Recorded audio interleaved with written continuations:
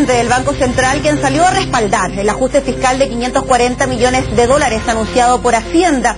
Es que el gobierno ha sido enfático en recalcar que esta baja de un punto en el presupuesto de la nación no afectará los programas sociales.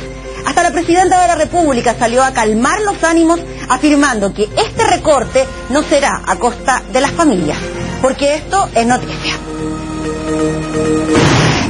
El ajuste que haya que hacer no se va a hacer a costa de la familia. Si estamos haciendo un trabajo responsable de ajuste fiscal, es precisamente para no poner en riesgo la inversión y las políticas que tienen un impacto positivo en la vida de nuestros compatriotas. Y ese ha sido nuestro foco como gobierno y no lo vamos a cambiar. Todo lo que tengamos que hacer lo hacemos, pero siempre priorizando en las personas y en su familia. Para entender en qué consiste este ajuste nos acompaña el subsecretario de Hacienda, Alejandro Mico. Subsecretario, muchas gracias por acompañarnos en estas noticias. Gracias a ustedes por la invitación. Subsecretario, ¿así de categórico es este ajuste cuando la presidenta dice que no va a afectar a las familias en ningún caso? Sin duda alguna, la presidenta fue muy enfática en este punto al decirnos hay que hacer un ajuste para proteger la economía chilena y a las familias chilenas, pero este ajuste no puede tocar ni el gasto social, ni menos el gasto en salud. Y por eso fue un mandato claro. Este ajuste tiene que estar concentrado en cosas que no afecten a las familias. Tenemos que ver cortes en honorarios, cortes en, por ejemplo, en viáticos, cortes en viajes, cortes en alguna renovación de los automóviles, hacerlo más lento, menos de lo que es en general. Por lo tanto, que sean recortes que no impidan el trabajo con la gente, para la gente en los programas sociales. Esto es muy importante porque creemos que es, obviamente, en esta situación de un crecimiento más lento, no podemos dejar de seguir apoyando a las familias en todo lo que está haciendo el Estado hoy día. Subsecretario, antes de este anuncio por parte del ministro de Hacienda, Rodrigo Valdés, ¿se podría interpretar entonces que estos gastos que usted menciona como viáticos, investigaciones, compra de autos, eran excesivos, estaban de más? ¿Qué pasa? ¿Cuál es la sensación que queda frente? No, a ver, dos cosas que aquí es importante. Cuando uno hace una política, un gasto fiscal al año, en octubre del año pasado, cuando se manda este proyecto de ley, se analiza, uno ve distintas cosas. Por ejemplo, habían estudios que estaban pensados para hacer más cosas a futuro en algunos temas en concreto.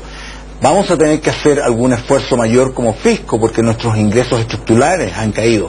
El precio del cobre, por ejemplo, está mucho más bajo de lo que habíamos pensado. ¿Y eso no se podía proyectar en noviembre del año pasado cuando se estaba trabajando en el claramente presupuesto? No. En el caso del cobre, todos sabemos que el cobre es parte del sueldo de Chile y es buena parte de los ingresos del Estado de Chile. Para ver cuánto podemos gastar en base al precio del cobre se llama a un comité de expertos. El comité de expertos se juntó antes de mandar la ley de presupuesto y ellos nos dijeron, miren, el precio de largo plazo del cobre es de alrededor de $3 la libra en ese momento. Hoy día, en febrero, el Ministerio de Hacienda volvió a pedirle a estos mismos expertos que nos dijeron, ¿saben? La situación es cómo ha cambiado el precio de largo plazo del cobre. Nos dicen, ¿saben? Que ahora ya no es 3, sino que es 2,6 más o menos en números gruesos. $2,6 por libra. Por lo tanto, obviamente, el fisco hoy día vamos a tener menos ingresos estructurales de lo que teníamos pensado en octubre, cuando se manda la ley de presupuesto, no en base a nuestras proyecciones, sino a las proyecciones de los expertos, que en ese momento era la mejor proyección. Muchas cosas han cambiado desde que se mandó el proyecto de ley hasta hoy día. Tenemos que el mundo, por ejemplo, cuando enviamos el proyecto de ley del presupuesto para este año, el crecimiento del mundo se proyectaba para este año, para el 2016, del orden de un 3,1% la economía en su conjunto. Hoy día los mismos expertos a nivel mundial nos dicen que el crecimiento va a ser de 2,6%, una caída del crecimiento de medio punto. La caída del precio del cobre, más esta caída en las proyecciones de crecimiento del mundo en su conjunto, obviamente nos hacen a nosotros como país reaccionar, al fisco reaccionar. ¿Y cómo reaccionamos? Tenemos que hacer algunos ajustes en algunos proyectos de políticas que no son tan esenciales para el corto plazo y sin desproteger obviamente a las familias, como nos dijo la presidenta. Pero son ajustes, esfuerzos que estamos haciendo el fisco, de tal forma de no traspasar estos ajustes que tenemos que hacer a las familias. Subsecretario, si bien el Banco Central respaldó este ajuste, la SUFOFA también dijo lo mismo, pero haciendo un alcance que tiene que ver con la inversión pública. Ellos dijeron que podría haber una reducción de un 30% en la inversión en infraestructura pública y que esto de alguna manera u otra puede afectar, por ejemplo, el empleo. ¿Qué pasa con eso en particular? En particular, también otro de los puntos claves en este ajuste, cuando lo hablamos, cuando se planeó este ajuste, es decir, esto tiene que ser en gastos, como te mencioné, honorarios, cosas, estudios, cosas que no afectan a la inversión productiva del país. De hecho, solamente 3 de cada 10 pesos que se recortan son temas de inversión.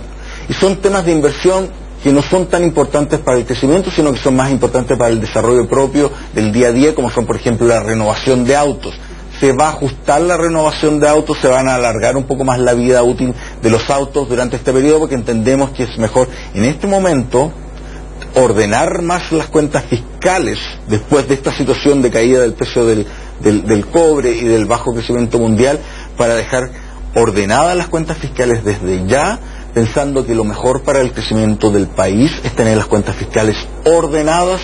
Eso favorece que las empresas tengan más certeza sobre el futuro y por lo tanto puedan invertir más y no traspasemos esta situación de menores ingresos para el fisco a las familias. ¿Y un orden no viene después de un desorden? Se lo pregunto por las declaraciones que, por ejemplo, daba el diputado Joaquín Godoy, quien dijo que lo que estaba haciendo el Ministerio de Hacienda refleja las malas políticas públicas que ha llevado a cabo el gobierno de la presidenta Michelle Bachelet, palabras similares a las que dijo, por ejemplo, el senador Sandón. No, dos cosas de aquí. Lo que pasa es cuando yo tengo una situación inicial que cambia en forma importante, que caiga el precio a largo plazo del cobre de $3 a 2,5, es una caída muy grande de los ingresos. En una familia, si de la noche a la mañana yo tengo los ingresos de los jefes de los que ponen los ingresos en el hogar, caen de una forma tan importante como caer de 3 a 2,5, eso genera en que en la casa uno tenga que hacer un nuevo ajuste a la situación que uno tenía prevista. Pero no para han pasado tantos meses desde noviembre hasta ahora marzo como para hacer una proyección que nos equivocamos para hacer este ajuste ahora cuando empiece el año. Ojo, es un ajuste que es un ajuste de un 1% del gasto, tampoco es un ajuste tan grande. Y esto es muy importante porque otros países de nuestra región que tuvieron el mismo shock externo han tenido que hacer un ajuste mucho más grande que el nuestro. De hecho, países como Colombia han tenido que hacer un ajuste de 2 puntos del PIB. Nosotros vamos a hacer un ajuste de 0,25 puntos del PIB, muchísimo menor. ¿Por qué? Porque teníamos una política fiscal ordenada desde un momento. Tuvimos una caída del precio del cobre, nos ajustamos rápidamente, pero el ajuste que tenemos que hacer es relativamente acotado. Si es tan mínimo, ¿se justifica entonces realizarlo? De alguna manera u otra, estos 540 millones de dólares menos que se van a gastar, ¿son tan necesarios para la economía de nuestro país? Sin duda es muy importante que nosotros sigamos teniendo una política fiscal responsable y ordenada. Nosotros tenemos una regla de política fiscal. Es como decir, yo en un hogar tengo una regla de gasto. Yo nunca puedo gastar más de lo que tengo de mis ingresos de largo plazo. Esa es mi regla en la casa, por ejemplo. Si de la noche a la mañana tengo una caída de los ingresos, tengo que hacer el ajuste inmediatamente para mostrarle al resto de la comunidad, al sector privado, a los inversionistas extranjeros y a los chilenos del común de la calle, es que sabes que este fisco va a seguir siendo ordenado como ha sido siempre, y como hemos sido ordenados siempre, podemos hacer que el ajuste no le pegue a los planes sociales que le llega directamente a la gente. Nosotros no podemos tener una política fiscal que sea pan para hoy día, seguir inyectando, pero hambre para mañana. Hace mucho tiempo aprendimos la lección.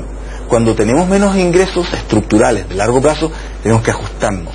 Y este es el ajuste que estamos mostrando. El ajuste es mucho menor de lo que le ha tocado a los vecinos de Latinoamérica. ¿Por qué? Porque hemos tenido una política fiscal ordenada siempre. Y como la hemos tenido siempre, queremos mantenerla hacia el futuro para que haya mayor crecimiento y que las familias no tengan que sufrir ellos el ajuste que estamos haciendo hoy día nosotros como fisco. Secretario, le agradecemos enormemente por estar junto a nosotros para explicar entonces en qué consiste este ajuste fiscal. Muchas gracias a ustedes por la invitación. Que esté muy bien.